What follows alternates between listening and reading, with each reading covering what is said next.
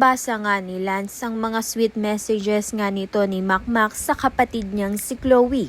Kaya naman nga't kinabukasan agad nga niyang kinompronta ito ngang si Makmak at hinamon nga ng boxing. Kaya naman nga't matutuloy na nga ba kaya ang laban nga nito ni Lance at ni Makmak. Nakipagpustahan pa nga ang dalawa na kapag nga natalo ni Lance ito ngang si Makmak ay hihiwalayan na nga ni Makmak itong si Chloe. Subalit kapag nga nanalo itong si Makmak ay ipagpapatuloy nga nila ang kanilang relasyon at wala na ngang pakialam itong si Lance. Subalit sa pustahan ito ay hindi nga ito ay kinatuwa ni Chloe dahil nga sinugal nga ni Makmak ang relasyon nga nilang dalawa na wala nga itong kasiguraduhan. Kaya naman nga't nagtampo nga itong si Chloe at hindi niya nga kinausap itong si Makmak.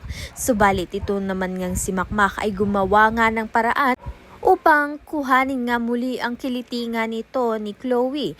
Biglang ang nagpabibo ito ngang si Makmak, dala-dala nga ang pizza cart sa labas ng Guerrero Gym.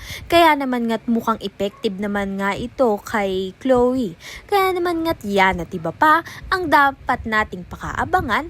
Maraming salamat sa iyong panonood.